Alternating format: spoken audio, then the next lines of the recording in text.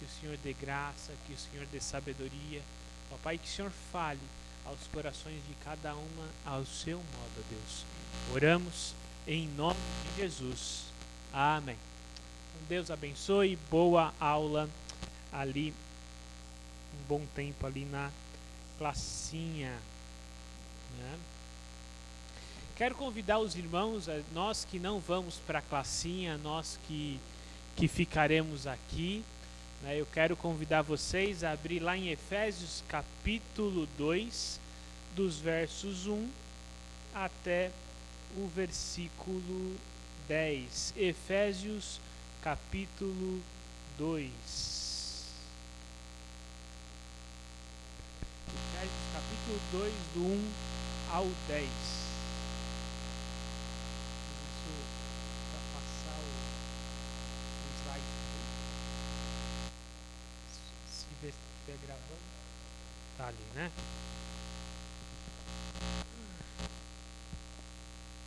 Então vamos lá. Quero falar um pouquinho a respeito nesse clima de ceia, nesse clima de celebração. Só confirma para mim se está gravando aqui. Então coloque iniciar a gravação, se tiver tudo certinho.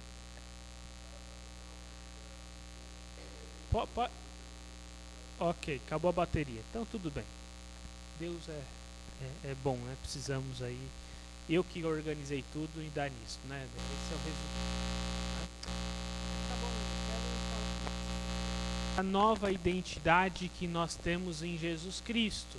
Nesse clima de ceia em que olhamos para a nova aliança, em que olhamos, né, para os elementos, o pão, o cálice, a vinda de Jesus Cristo, como isso impacta, como o que isso representa na nossa vida e na nossa história. Muitas vezes nós ficamos confusos, nós não sabemos nem sequer o que Deus deseja de cada um de nós, o que Ele espera de nós, ou quem nós somos, porque muitas vezes nós nos preocupamos com aquilo que nós fazemos. Bom, eu venho à igreja e eu trabalho com as crianças, eu venho à igreja e eu trabalho na diretoria, eu me envolvo na diretoria, nas questões administrativas da igreja, eu estou na igreja e eu me envolvo na ação social da igreja, ou eu me envolvo no preparo da ceia da igreja, e muitas vezes eu brinco que a gente tem alguns crentes que são crentes workaholic, né? Eles se envolvem em tanta coisa, em tudo, em tanta coisa na igreja, e muitas vezes ele já não lembra mais nem o porquê ele faz isso. Nós precisamos sim nos envolver, Deus nos deu dons, Deus nos deu talentos, mas mais do que nós precisamos, quando eu sei quem eu sou, eu faço com excelência, eu faço melhor, porque eu sei o motivo do porquê eu estou fazendo, e não só no ambiente de igreja, mas no meu trabalho, na minha escola, faculdade, família, qualquer outro ambiente, qualquer outro lugar por onde Deus me enviar, onde Deus me colocar, eu farei, porque eu sei quem eu sou. Por isso que uma reflexão como essa no texto de Efésios capítulo 2, dos versos 1 a 10, ela é tão oportuna, porque quando eu sei quem eu sou, eu sei para onde eu vou, e eu sei o que eu faço, porque eu faço, a motivação que eu tenho, e eu consigo reagir melhor a situações difíceis, a situações críticas, porque eu sei quem eu sou. Quando eu passo por um momento difícil, aquilo que eu faço muitas vezes não tem tanta importância quanto a convicção de quem eu sou em Jesus Cristo e daquilo que Ele fez em meu favor. E Paulo é extremamente didático em um texto como esse. Diz assim o texto: vocês estavam mortos em suas transgressões e pecados, nos quais costumavam viver quando seguiam a presente ordem desse mundo, e o príncipe do poder do ar, o espírito que agora está atuando nos que vivem na desobediência. Anteriormente, todos nós também vivíamos entre eles, satisfazendo as vontades da nossa carne, seguindo os seus desejos e pensamentos. Como os outros, éramos por natureza merecedores da ira. Todavia, Deus, que é rico em misericórdia, pelo grande amor com que nos amou, deu-nos vida em Cristo, quando ainda estávamos mortos em transgressões. Pela graça, vocês são salvos. Deus nos ressuscitou com Cristo e com Ele nos fez assentar nos lugares celestiais em Cristo Jesus, para mostrar nas eras que hão de vir a incomparável riqueza da sua graça, demonstrada em sua bondade para conosco em Cristo Jesus. Pois vocês são salvos pela graça, por meio da fé. Isso não vem de vocês, é dom de Deus, não por obras, para que ninguém se glorie. Porque somos criação de Deus, realizada em Cristo Jesus, para fazermos boas obras, as quais Deus preparou antes para as praticarmos. E Paulo, ele é extremamente didático em um texto como esse, porque ele começa nos 3 versículos falando o seguinte: olha quem vocês eram sem Cristo. Depois, nos versos 4 a 6, ele diz assim: olha quem vocês são em Cristo. Depois, do 7 a 9, ele explica como ter acesso a essa nova identidade. E ele finaliza no verso 10, dizendo o resultado da nova identidade que temos em Jesus Cristo. E veja como ele começa. Ele começa descrevendo a identidade do mundo, a identidade daquele que não conhece a Jesus Cristo, a identidade daquele que não foi regenerado, não foi transformado, aquele que pertence à antiga natureza. E ele diz: olha, vocês estavam mortos nas suas transgressões e pecados. Anteriormente nós estávamos mortos. E essa é uma linguagem forte de Paulo. Porque quando ele diz: olha, vocês estavam mortos, quer dizer o seguinte: não existe uma solução para vocês. Não existe nada, vamos dizer, mais irreversível do que a morte. Quando alguém está doente, a gente até, olha, você precisa se medicar, talvez você vai mudar a sua alimentação, você vai melhorar.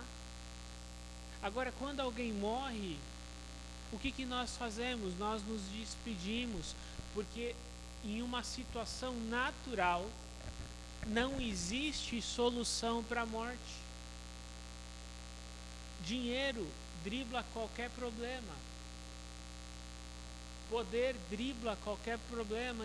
Uma forte influência pode driblar qualquer problema. Mas nenhum desses itens é capaz de se esconder da morte. Por mais dinheiro que alguém tenha, por mais poder, por mais influência, quando ele morre, é o fim. E é isso que Paulo diz: olha, vocês estavam mortos nas suas transgressões e pecados, nos quais vocês costumavam viver.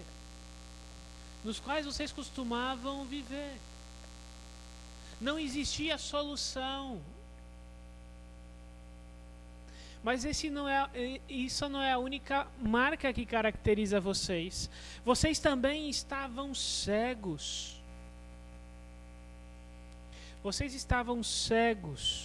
Vocês seguiam o príncipe do poder do ar. Por isso vocês viviam na desobediência. Vocês eram enganados pelo Deus desse século. E vocês seguiam essa tendência. Anteriormente, todos nós também vivíamos entre eles. E que é interessante que no capítulo 2, Paulo vai falar da união de judeus e gentios, e lá no início do capítulo 1 parece que ele começa já a fazer uma distinção, nós, vocês, entende? Ó, vocês estavam mortos, vocês, gentios, estavam cegos, mas nós também vivíamos entre eles, satisfazendo a vontade da desejos e pensamentos, como os outros éramos por natureza merecedores da ira. Então o que Paulo está dizendo é o seguinte, olha, não importa a sua etnia, não importa a sua cultura, todos aqueles sem Cristo, sejam eles judeus ou gentios, e no capítulo 2 ele vai começar a trabalhar essa união de gentios e judeus em Cristo. Ele diz, olha, todos nós, judeus e gentios, estávamos presos no mesmo pacote. E ele evidencia aqui os 3 planos de uma vida pecaminosa. No plano pessoal, eu estava morto. E sem ajuda, eu luto contra Deus. Eu estava morto, eu estava cego. Então as minhas ações, elas transgridem a santidade de Deus. No plano racial, a minha natureza caminha sempre para o mal. Olha, a minha antiga identidade é de alguém morto, é de alguém que vai contra a verdade de Deus. E não existe outro caminho para quem está sem Cristo Jesus. Não existe alternativa, sem uma intervenção sobrenatural, sem uma ação de Deus operando no homem pecador. Ele vai seguir essa direção. E também tem o plano sobrenatural do pecado, que é o diabo e o sistema do mundo que nos direcionam para aquilo que é mal. Eu posso tentar eleger políticos cristãos, posso, é meu direito como cidadão, mas eu não devo esperar que essa ação há de redimir o mundo, porque não vai, o mundo ele caminha para o mal, porque o mundo jaz no maligno, e o que vai transformar todas as coisas é a redenção de Cristo, trazendo novos céus e novos. O mundo caminha para o mal. Por quê? Porque a minha ação leva ao mal, a minha natureza vai contra Deus, e o sistema do mundo e os poderes sobrenaturais de um mundo que jaz no maligno também direcionam para isso.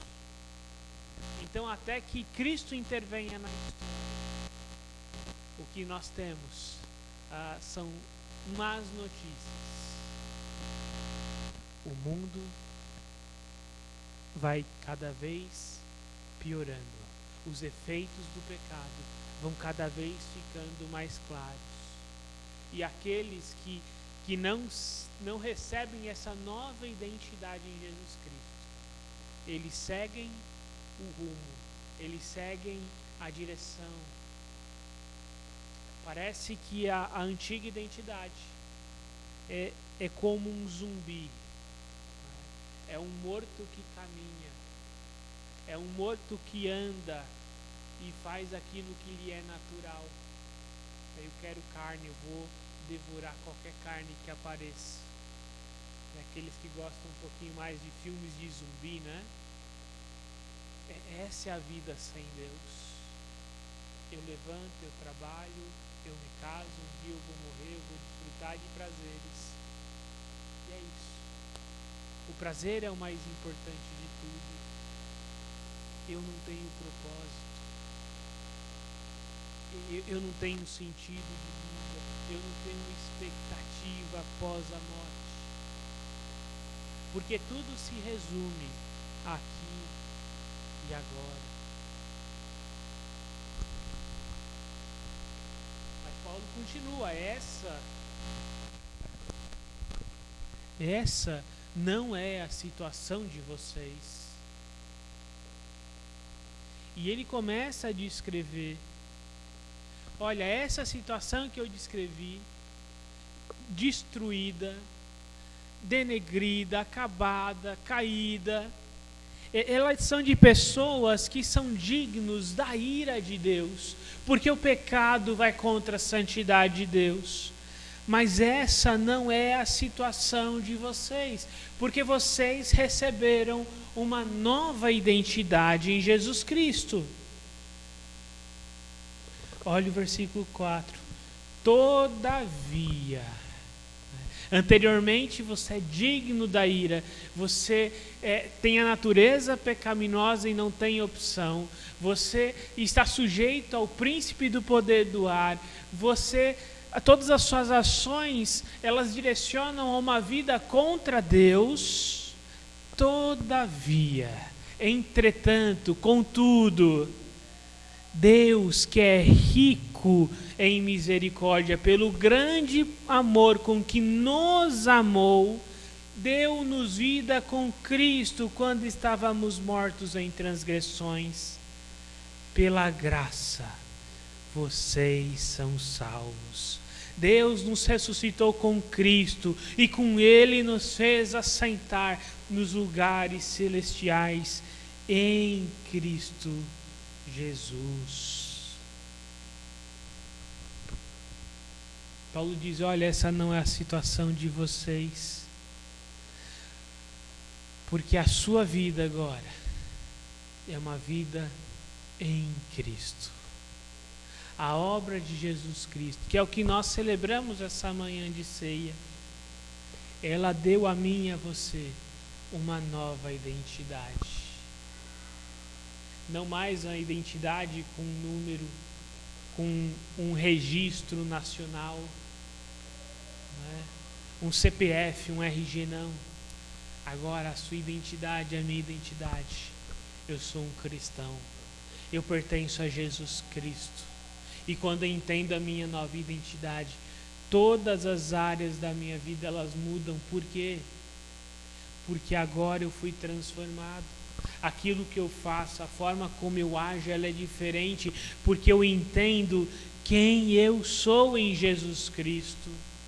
Ainda que a minha natureza ela não tenha mudado, mesmo um cristão ele continua pecando, ele continua falhando, mas a nossa esperança é que no dia glorioso do Senhor Jesus, os que estiverem mortos ressuscitarão, e nós que estivermos vivos seremos arrebatados e receberemos um corpo glorificado, agora já sem pecado. O problema da natureza, ele é resolvido, ele será resolvido em Cristo Jesus. Esse problema nós temos a garantia que ele há de ser resolvido, mas o domínio do príncipe do poder do ar, esse já foi resolvido, porque agora eu não pertenço mais ao mundo, eu pertenço a Jesus Cristo. As minhas ações, elas não são mais totalmente autônomas e independentes, porque se assim fosse, eu viveria como um zumbi e agiria da forma que me é natural. Mas agora em Jesus Cristo, o Espírito de Deus, ele habita em mim. Eu tenho uma vida transformada. Ainda que eu batalhe dia a dia com a minha natureza, eu caminho em Cristo Jesus. É por isso que Paulo em Gálatas diz: olha, não andem conforme a carne, mas andem no Espírito. Eu não estou mais sujeito. Eu não estou mais sujeito a esses poderes sobrenaturais, a essas influências sobrenaturais que destroem o mundo. E talvez eu possa até sofrer perseguição e privações por isso, porque o mundo jaz no maligno. Mas eu sei quem eu sou em Jesus Cristo. Um dia, Cristo, como esse pão representa, ele se tornou carne, assumindo o meu e o seu lugar. Um dia esse sangue foi derramado, selando uma nova aliança entre Deus e os homens. Então agora eu não sou mais um zumbi que pratico somente aquilo que a minha natureza direciona, mas eu fui regenerado em Jesus Cristo, eu fui transformado em Jesus Cristo. A minha vida ela é diferente, não porque eu tenho um conjunto de regras, não porque eu tenho um conjunto de regulamentações, mas a minha vida é diferente, porque a minha identidade mudou. Cristo assumiu o meu lugar, Ele pagou um alto preço, Ele me comprou.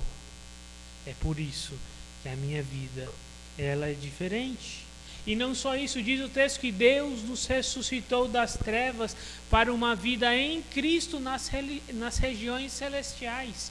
De alguma forma, que honestamente eu não consigo compreender de uma forma absoluta, diz o texto que Deus nos ressuscitou com Cristo e com Ele nos fez assentar nos lugares celestiais em Jesus Cristo. E essa é aquela tensão do já e ainda não. Eu já reino plenamente com Cristo? Não, o seu reino há de vir, as coisas hão de mudar, o seu reino há de ser consumado. Mas de algum modo esse reino já foi manifesto nas nossas vidas. E em Cristo, nessa nova identidade, agora essa identidade que me garante um lugar na eternidade, no reino de Deus, de algum modo eu já desfruto desse reino, desse privilégio, e reino com Cristo nos lugares celestiais. É essa nova identidade, ela transforma a minha vida não só no futuro, mas também no presente. É aquilo que, quem sabe, João chama de vida eterna. Vida eterna no Evangelho de João não é tanto futuro, é muito mais presente. Tanto que ele diz, vida eterna é essa, é te conhecer e prosseguir em te conhecer. À medida em que eu conheço a Cristo, em que eu desfruto da sua presença, em que eu desfruto do seu poder, da sua graça no meu dia a dia, eu experimento, em certa medida, ainda que não completa, aquilo que há de ser completo na eternidade.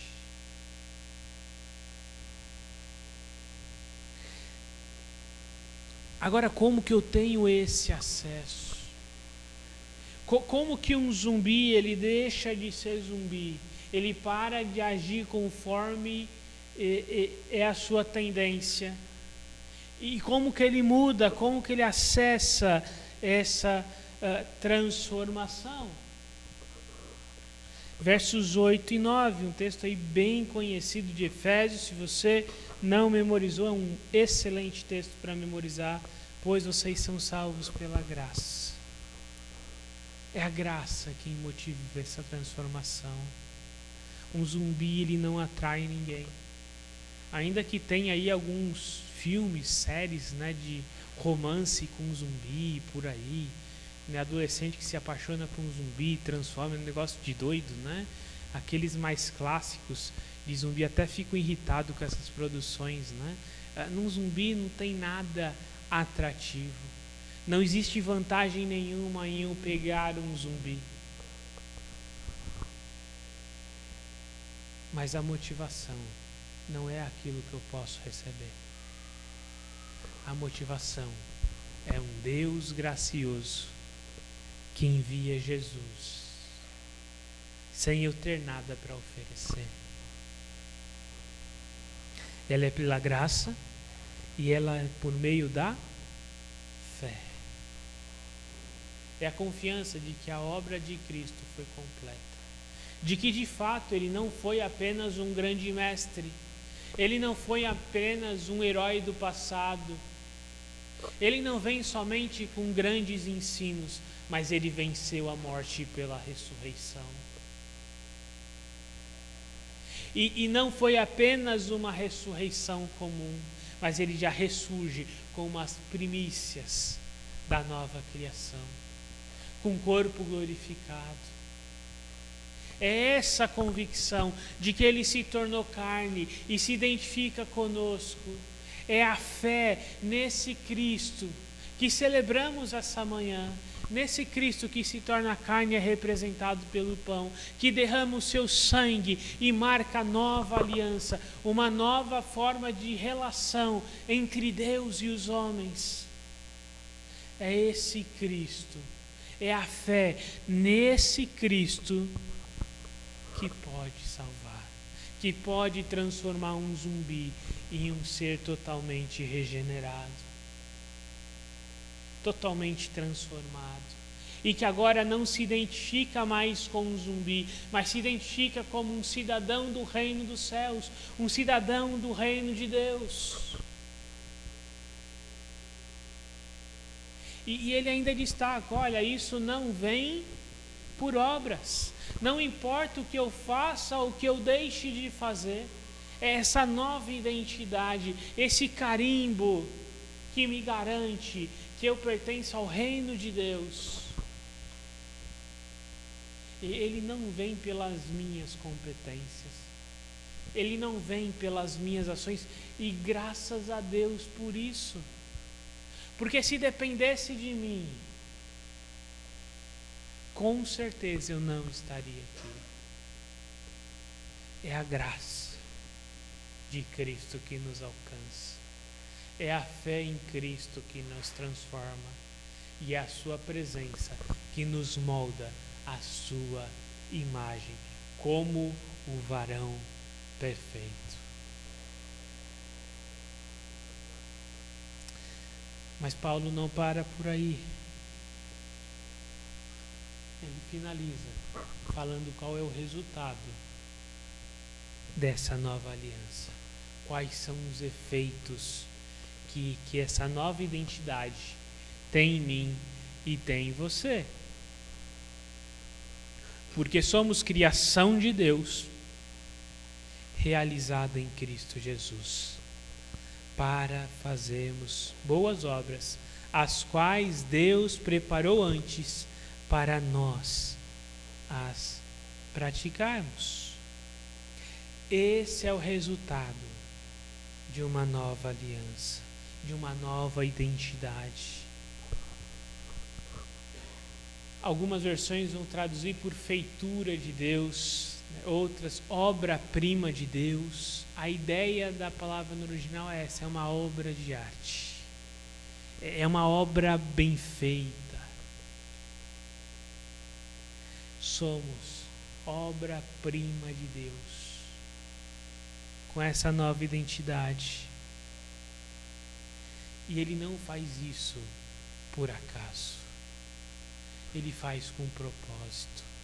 O resultado de perceber essa nova identidade em Jesus Cristo, primeiro, são as boas obras.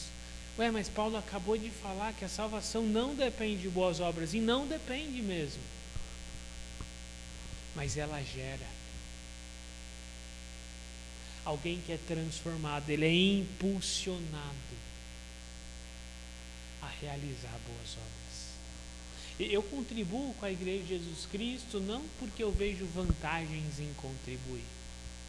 Não porque eu sou obrigado a fazê-lo, mas porque eu sou impulsionado pela graça, por meio da fé, sabendo aquilo que Ele já fez por mim. Eu me dedico ali com as crianças, os professores, não é só porque eu gosto de criança, ou porque eu já sou professor no meu dia a dia, né? Eu estou com criança todos os dias e o fim de semana eu quero estar com criança também. Não é por isso.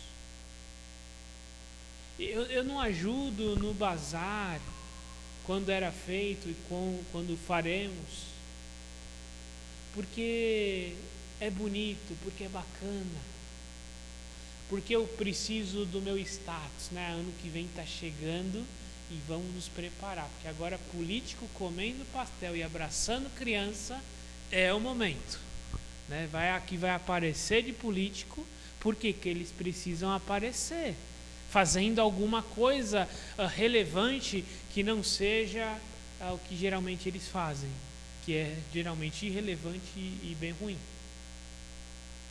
Mas eles fazem isso porque eles precisam de um status. Não, nós não fazemos por isso. Nós realizamos boas obras, seja no contexto eclesiástico de igreja, seja fora desse contexto, no meu bairro, no meu condomínio, na minha cidade, ou em outros países. Eu faço isso porque eu fui transformado, porque o meu coração foi transformado, porque agora eu não pertenço mais ao Deus desse século. Eu fui comprado por Jesus Cristo. Eu recebi uma nova identidade, uma nova identificação.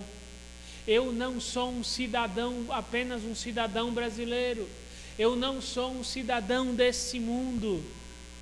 Eu sou um cidadão do reino dos céus. E de algum modo eu já reino com Cristo nas regiões celestiais. A presença do reino já impulsiona as minhas ações, já transforma a minha vida. Essa nova identidade me tira do zumbi que age por impulso, que age por instinto, e já me transforma em um filho de Deus, em um regenerado, em alguém que em Cristo Jesus pode realizar boas ações. Não porque é bacana ou porque é melhor do que outras pessoas, não. Mas porque Cristo impactou a sua vida e a sua história. O texto ele diz que há coisas, essas boas obras que são praticadas, elas foram preparadas de antemão por Deus. Quando eu realizo essas obras para as quais Deus me preparou, Deus me capacitou, e isso não é para minha glória, isso não é por causa das minhas capacidades, mas é porque Deus de antemão preparou que assim o fosse. Naqueles que cantam no louvor, não é simplesmente porque eles são habilidosos, mas porque Deus preparou que eles o fizessem antes. Eles foram transformados por Cristo, eles têm uma nova identidade. Eu não estou aqui pregando porque eu sou mais habilidoso do que ninguém, ou porque eu tenho uma capacidade sobrenatural, não, mas porque isso foi preparado de antemão para eu servir dessa forma. Aqueles que ajudam na ceia, ação social ou qualquer outro ministério da igreja precisam ter essa consciência que esse ministério ele deve ser motivado sim por um coração regenerado, por uma nova identidade que impulsiona, que motiva. Eu posso servir as crianças domingo a domingo com qualidade, mas eu tenho certeza de que se o professor tiver a consciência de quem ele é em Jesus Cristo, de propósito e o papel dele ali, a forma que ele prepara a aula é diferente, a forma como ele enxerga as crianças é diferente, porque ele sabe quem ele é em Jesus Cristo. Eu posso trazer aqui o melhor músico e a minha capacidade de conhecimento extremamente limitada, hoje eu não sei quem é que está na moda, não é? Mas eu posso trazer o músico gospel mais capaz, não vai ser igual a uma pessoa que tem consciência de quem é ela em Jesus Cristo e que Deus preparou esse ministério, essa forma de servir a igreja na adoração de antemão. Eu posso ter a melhor equipe de ação social, se não houver ali uma nova identidade, não é a mesma coisa. O primeiro passo para um serviço realizado de coração, nas vidas corridas que cada um de nós temos, é a consciência de quem nós somos na pessoa bendita de Jesus Cristo. Isso não dá apenas boas obras, mas também nos dá propósito, nos dá uma razão de viver. Alguns de nós podem pensar, olha, se eu tivesse tudo, eu vou querer viver. Se eu não precisasse de nada, se eu tivesse mais dinheiro, se eu tivesse alguém. ou uma família diferente.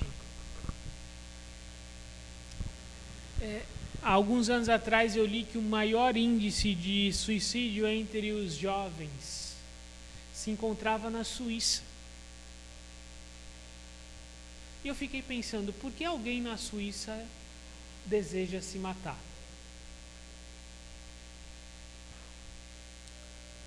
Se for aqui no Brasil, eu até entendo.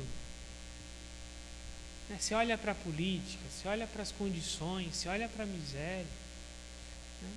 E fui pesquisar, a renda per capita na Suíça era de quase $20.000 por mês.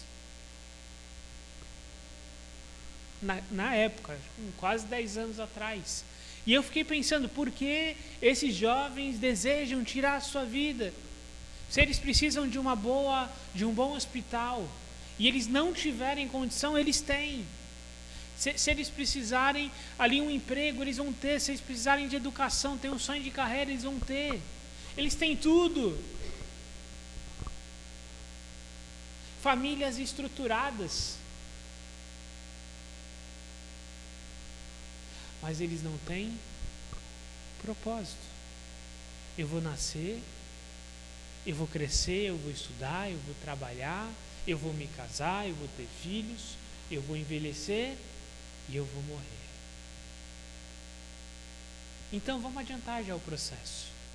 Se o final é isso, o que me impede de simplesmente, vamos encerrar esse ciclo antes da hora? Não tenho por que eu esperar até o final. Eu não tenho motivo de viver.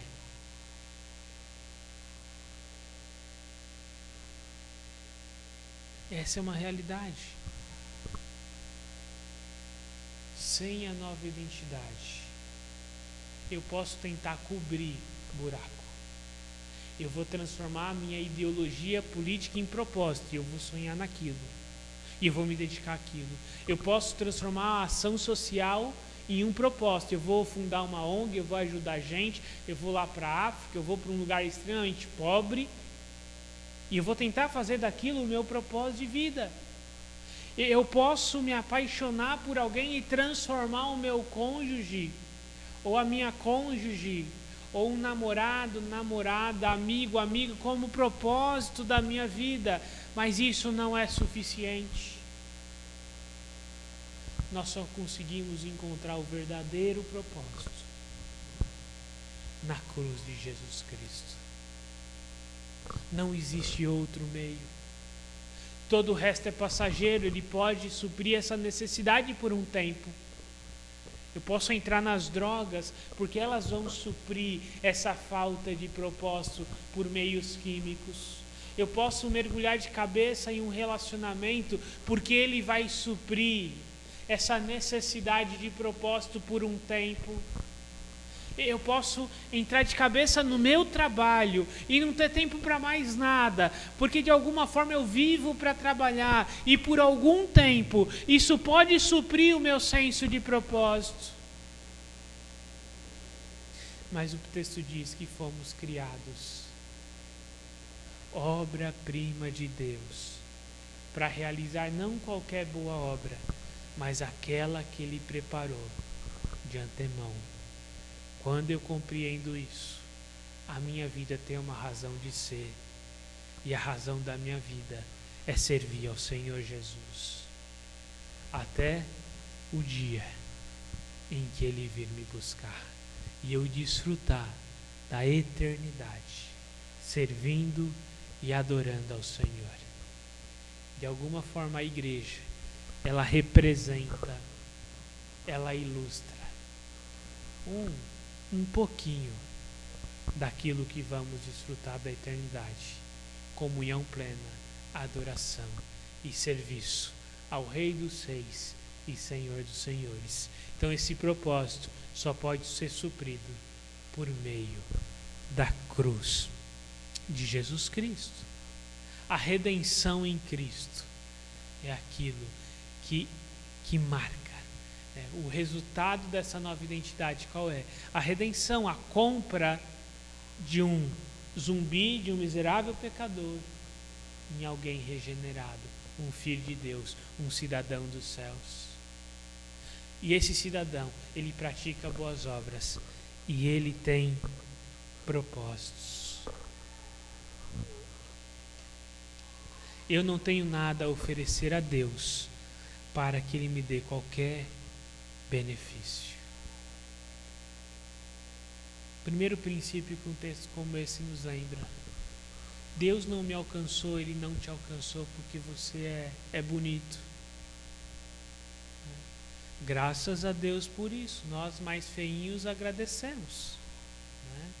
Deus não me alcançou, não te alcançou porque você é bom, porque você é dedicado, porque você é capaz. Ele me alcançou e te alcançou por causa da graça dele. Deus não precisa de mim, eu preciso dele. O fato de ele ter me alcançado é evidência da sua graça, bondade e misericórdia. Eu tenho o potencial do pior dos homens, do pior dos pecadores, mas por alguma razão ele me alcançou.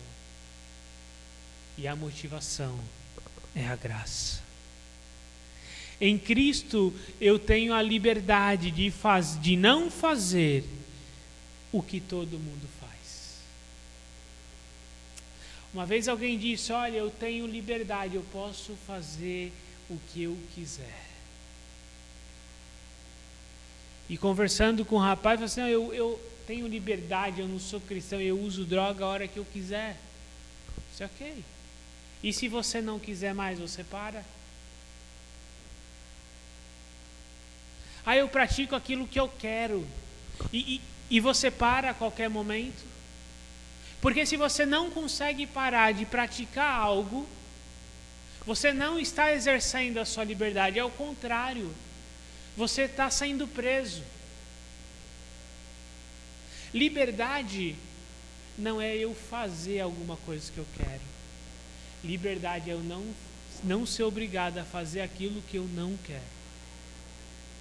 Um escravo, ele não era escravo porque ele não podia fazer o que ele queria. Porque mesmo os escravos aqui no Brasil, por exemplo, muitas coisas que eles desejavam, eles praticavam.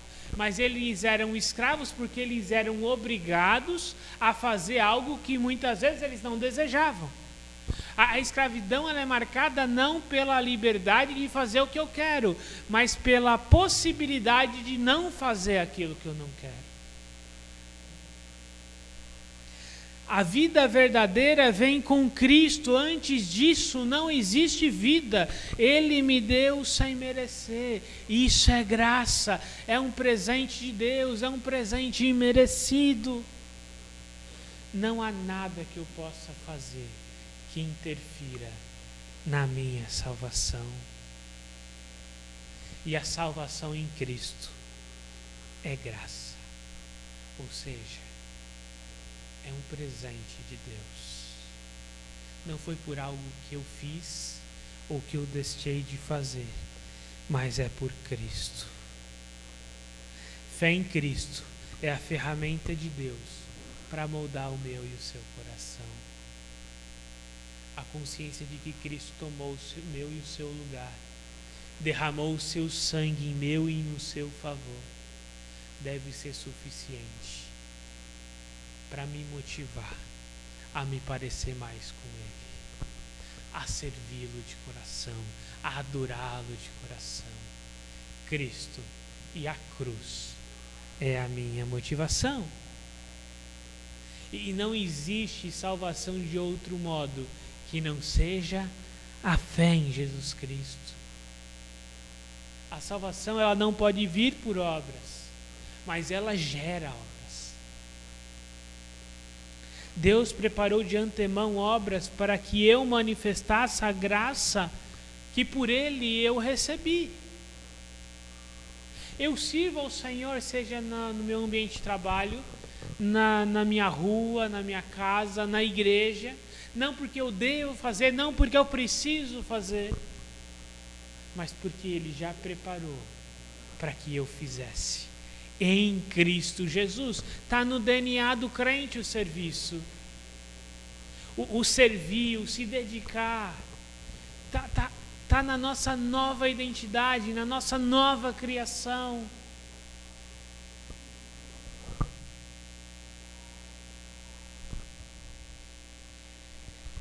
Em Cristo.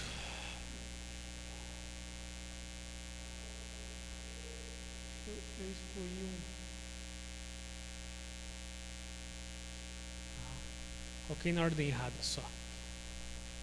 Em Cristo, sou feito obra-prima de Deus para fazer a sua obra. Em Cristo, sou feito obra-prima de Deus para fazer a sua obra. Lembrando, olha só, meus irmãos, a obra ela não gera salvação, mas a salvação gera obra. Porque agora eu não pertenço mais ao mundo. Eu não vivo de acordo com os meus instintos. Eu vivo para a glória de Deus. Eu vivo para servi-lo. Eu vivo para adorá-lo. E a cruz de Cristo é a minha motivação. Então eu quero deixar aqui uns desafios para nós.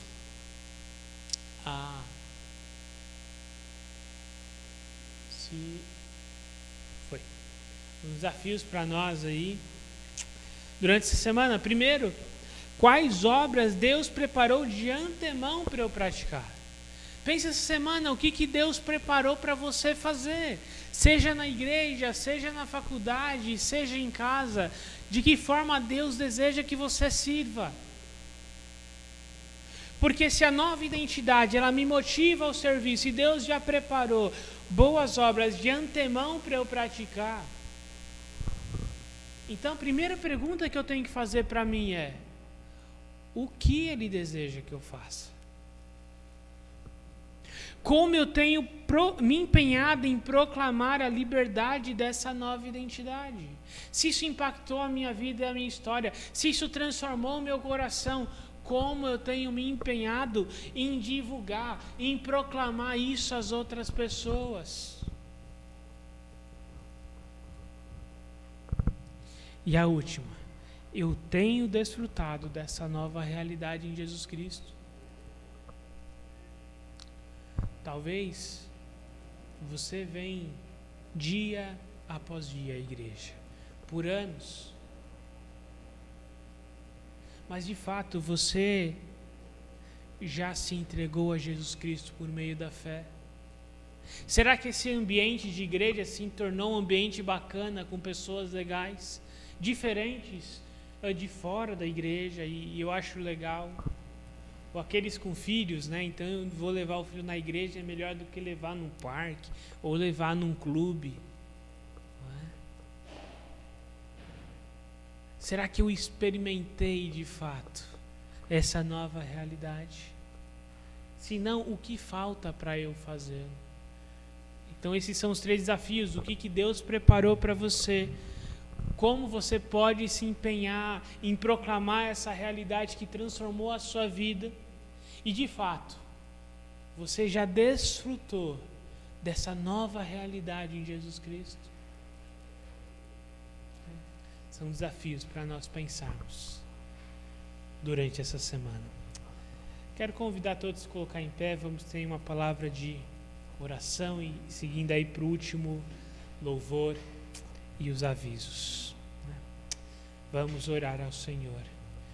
Pai amado, Pai querido, como é desafiadora a nossa vida, Senhor. Como é difícil muitas vezes percebermos, ó Deus, quem nós somos em Jesus Cristo. Mas queremos adorar ao Senhor, queremos engrandecer ao Senhor.